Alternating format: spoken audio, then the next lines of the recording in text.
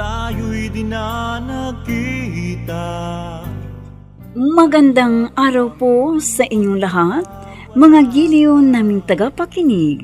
Narito po ang karugtong ng kasaysayan na itinampok namin sa linggong ito, dito sa ating dulang. Luha. Bakit ganito ang nangyayari sa akin? Simula pa kagabi, naiisip ko na ang Steve na yon. Hindi mawala-wala sa isipan ko ang kanyang maamong mukha at ang kanyang mga matang tila ng aakit. O ano ba to?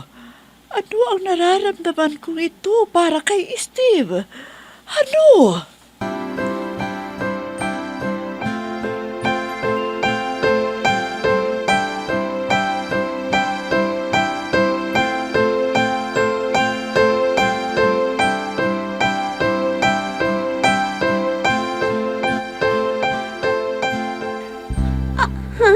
Anong macho dancer na sinasabi mo? Oo, at baka hindi lamang macho dancer. Dahil bahagi ng pagiging macho dancer ng isang lalaki ay may mga mamasang ang mga yun. Ano ka ba? Kung ano-anong sinasabi mo eh. Friend, pwede ba imulat mo yung mga mata mo ang tulad ni Steve na may tsura ay hindi malayong magsasideline yun sa gabi para sa ekonomiya na tinatawag nila. Hello, friends! Oh, ayan na ang Mr. Pogi mo. O ano, masaya ka na? Siyempre naman.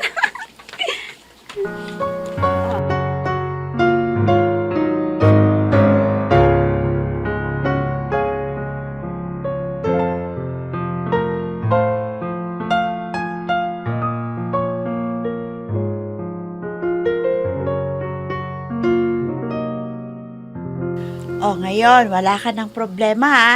Kaya magtrabaho ka na. Kanina ko pa napapansing hindi ka kasi mapakali. Hindi lang kaagad dumating ang Mr. Janitor mo eh. Nag-alala ka ng sobra. Sabi na sa iyong huwag mo siyang tawaging Mr. Janitor eh. Oo na. Pang-suporta ko sa'yo, oo na. Mr. Pogi na rin ang itatawag ko sa kanya. O, masaya ka na. Oo naman. At very good.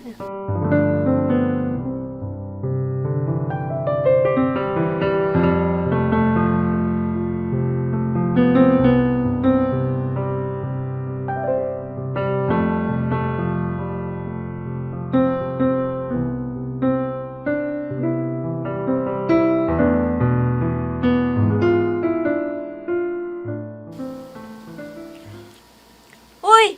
Ano ba? Steven! Bakit ngayon ka lang dumating? Abay, naririto na ang lahat pero ikaw wala pa. Uy, ikaw naman. Huwag mo namang pagalitan si Mr. Supervisor. Evan, ikuha mo nga ako ng kape dyan sa may kantina. Ha? Bingi ka ba? Ang sabi ni Mr. Sebastian, kumuha ka raw ng kape. Aba. Ang mga magdilang ito. Teka nga. Oo, sandali. Saan ka pupunta? Saan pa? Di pagtatanggol ko si Mr. Pogi. Ano? Kabago-bago mo dito. Makikipag-away ka dahil lamang kay Mr. Pogi mo. Baka nakakalimutan mo ikaw ang pinakabata dito at bago pa sa opisinang ito. Gusto mo bang pagkaisahan ka ng mga yan, ha? Pagkaisahang ano? Natanggalin! Ano? Bago ka pa dito kaya marami ka pang hindi nalalaman. Alam mo ba, ha? Yung kalaban ng isa, kalaban ng lahat. Kaya pwede ba tumigil ka dyan? Ano? Tayo nga lang dito eh. Parang may politika. Tumpak ka dyan. Naku ha? Ano bang ginagawa mo, Esteban? Kanina pa kita inuutosan kukuha ng kape. Sige na, lumabas ka na. Pumunta ka na sa kantina at kumuha ka ng kape ko.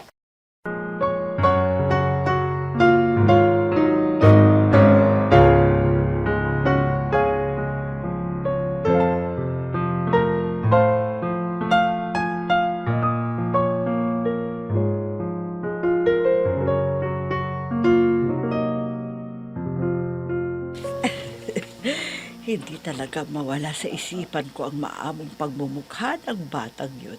Magsando ka na ga. At nariyan nag-itay ba? Pupunta kaya siya rito uli mamayang gabi. Selena! Ay, kabayo. Ano ka ba namang babae ka? Tinawag lamang kita nagulat ka na kaagad. Ano ba naman kayo, inay? Nakakagulat naman kayo. Anong nakakagulat? Ano bang iniisip mo? At kanina ka pa nakatitig sa basong yan hindi mo naman iniinom. Wala ho.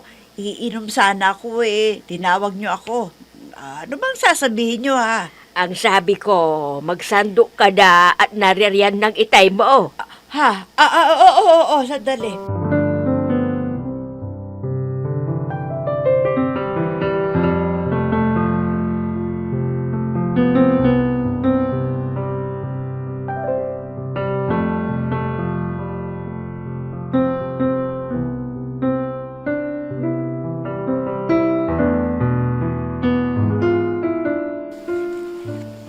Bigi ka ba?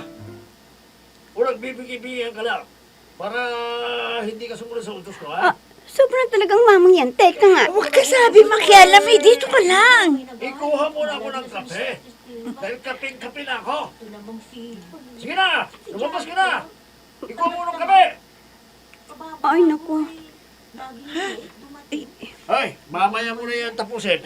Ikuha mo muna ako ng kape, saka mo balikan yan. Kaping-kape na ako. Kawawa naman siya, no? Oo nga Bakit ba ganyan siya? Ang alam ko ang kumpanya yung nagpapasal sa akin at hindi ikaw. O narinig mo ba yon? Naku, Aba, magkakaroon pa yata ng rambulan dito sa Dito office. kala mo kung sino ka na. Hoy, baka hindi mo kilala kung sino ako, ha? Teka nga. Hoy, Adele, saan ka pupunta, Adele? Sir, Umalis ka dito! Sir, mawalang boss. galang po. Hindi naman ho tama ang ginagawa ninyo. But, Steve! boss, tinatawag ako ni manager.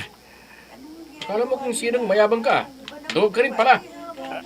Excuse me. Excuse me ka dyan Duwag!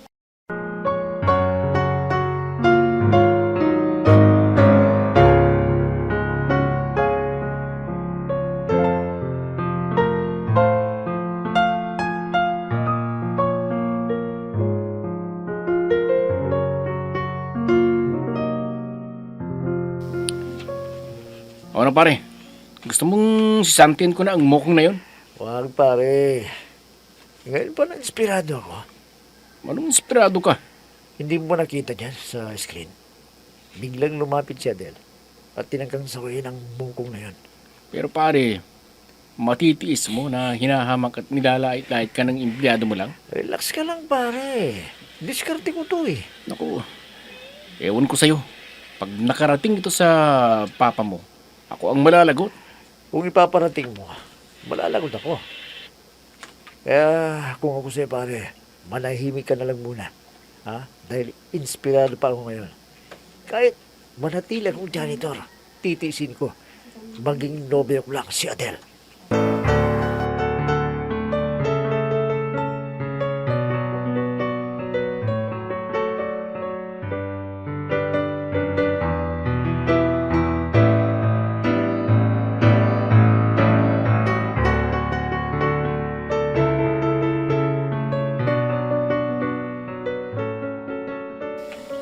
Alam mo, sa totoo lang, naiinis kaming dalawa ni Lani sa Mr. Sebastian na yon.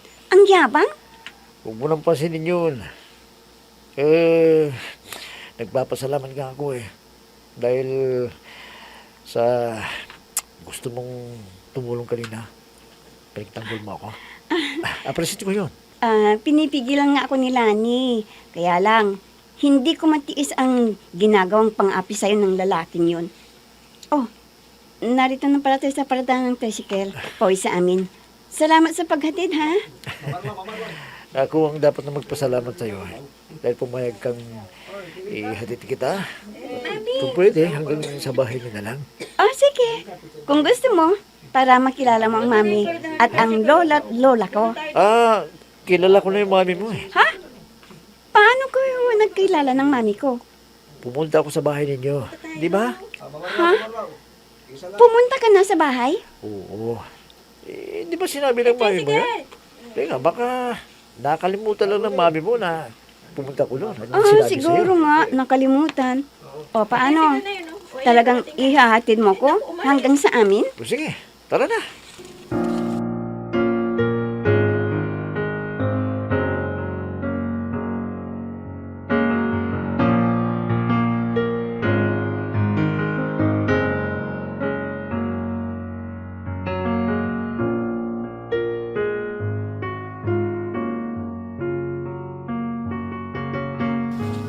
Oh, wala pa rin bang anak mo? Wala pa nga ho eh. Oh, may tricycle na dumating. Ang anak mo na yan siguro. Siguro siya na nga yan. Halika. Pumasok ka muna sa bahay para muli kayong makapagkwentuhan ni Mami. Kasama ni Adele si Steve. At bakit ganito ang nararamdaman ko? Ang lakas ng kabog ng aking dibdib. Bakit ganito ang nararamdaman ko? Bakit? Masaya ko na. Mami! Oh, anak! Narin ka na pala! May kasama po ako. Kasamaan ko sa trabaho. Si Steve O po. di, paupuin mo at ipaghahanda ko kayo ng pagkain. Siguradong pareho na kayong nagugutom yan. Okay lang ba, Mami? Na dito kakain si Steve? Oo naman. Teka, dadagdagan ko yung niluto ko para makakain mo na yung si Steve. Steve, maupo ka muna dyan ha. Ipaghahanda ko kayo ng pagkain.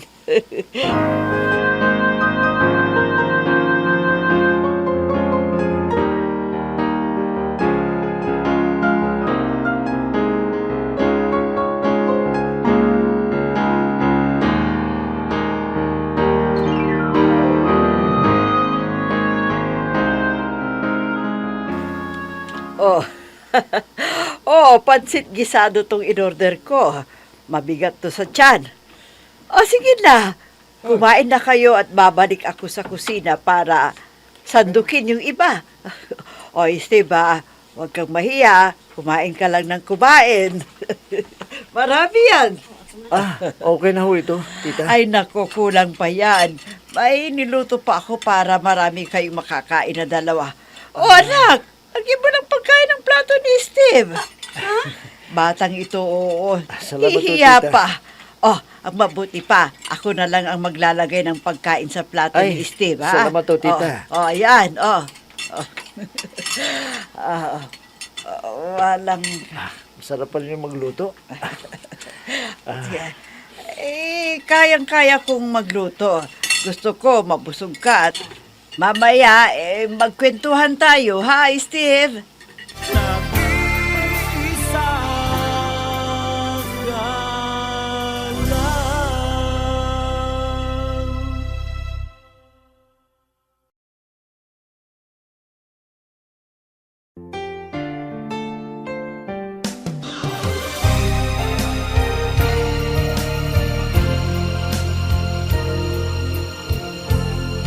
Magmula nang tayo'y di na nakita. Bakit ganito ang nararamdaman ko? Bakit ako nasasaktan na nakakita sa anak ko? At kay Steve, masaya silang nagkukwentuhan.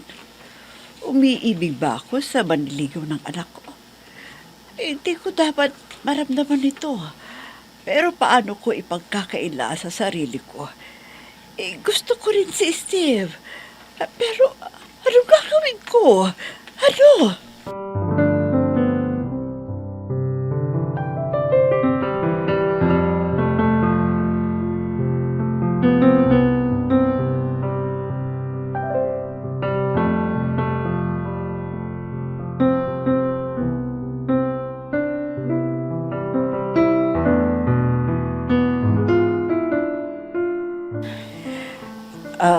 Anak, halos maghating gabi na nang umalis si Steve.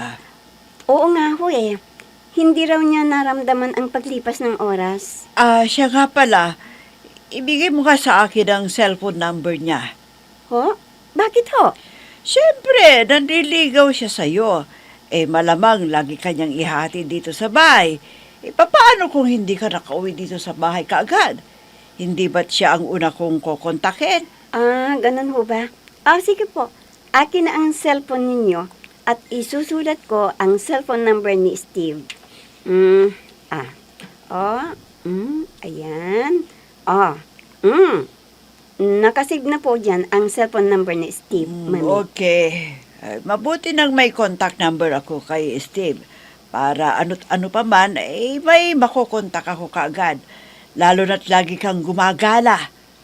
Siya nga pala. Ano nga pala ang posisyon ni Steve dun sa opisinang pinagtatrabahuan mo? Ang janitor po. Ano? Janitor? Opo, Mami. Anak naman ng pating! Sa tinagal-tagal na hindi mo pagtanggap ng manliligaw, isa lamang palang janitor ang unang-una mong pinayagang ligawan ka. Anak naman!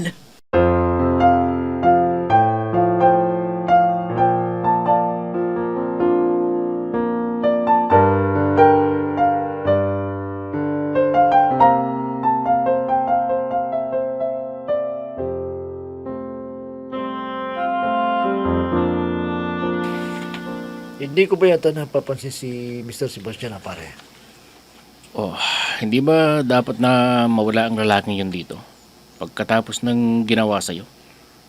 Gusto mo pa rin ba siyang makita at makasama dito? Teka, ang ibig mong bang sabihin tinanggal mo na siya? Hindi naman sa tinanggal, kundi pinag-leave ko muna siya ng indefinite.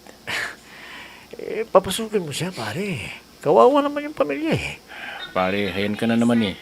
Pinapairan mo na naman yung pagiging maawain mo eh.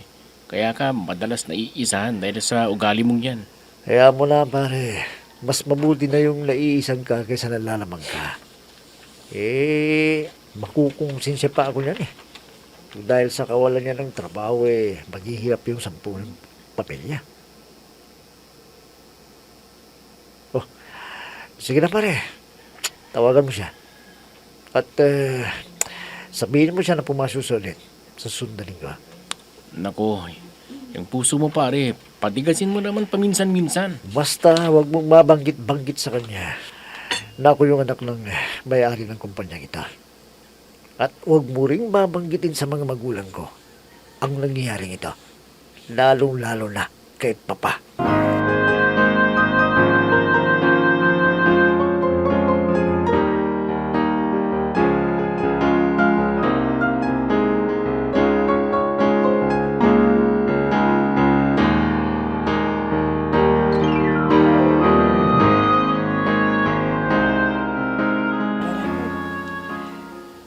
Ano ba to? Umagang umaga. Mukha ng mokong na yun ang nakikita to. Janitor lang daw siya. Pero gwapo Parang hindi janitor ang kanyang itsura. Mamula-mula ang kanyang piski. Pati labi. Natural ang pagkapula nito. Pati ang tindig. Nagpapahiwatig na talagang may pinag-aralan. Hindi ako magtataka kung bakit pumayag si Adele na ligawan siya. Kaya lang, di naman pwedeng magsinungaling sa akin si Adele. Ano sanang dahilan para sabihin niyang janitor si Steve? Gayong alam naman niyang kung sino ang gusto kong mapapangasawa niya siya yun. Pero sino kaya ang Steve na yun? Bakit mukha niya ang aking nakikita? Ano ba naman to?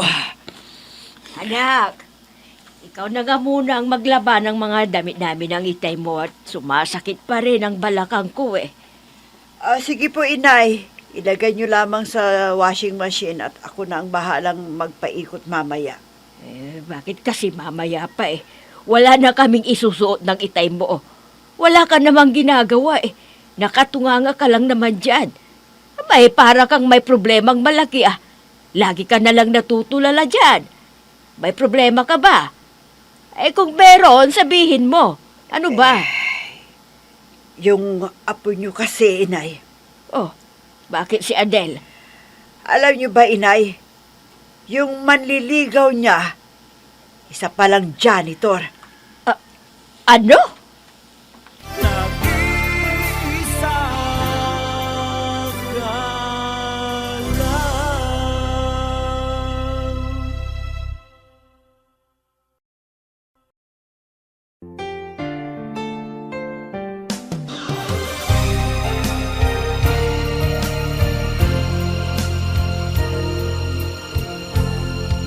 Magmula nang tayo'y Saan hahantong ang ipinapakitang kilos na silin kay Steve? Mga giliw naming tagapakinig, sundan bukas ang huling yugto ng kasaysayan na itinampok namin sa linggong ito dito sa ating dulang. Luha! Mga nagbibigay buhay sa ating dula ay sina Mayra Abrehal Narnola, Susan Madikdan, Robert De Guzman, Jun Cabato, Emma Dalope, Andrea Solar, Ami Diaz, Jonathan Bravo, at si Oscar Ora. Technical Supervision at Musika, Oscar Ora. Nilapatan ng tunog ni Robert De Guzman, Willie Francisco. Sa panulat at direksyon, Eva Alcoriza. Inihahandog sa inyo ng F3 Recording Studio para sa Pambansang Radyo ng Pilipinas, Bombo Radio, Philippines.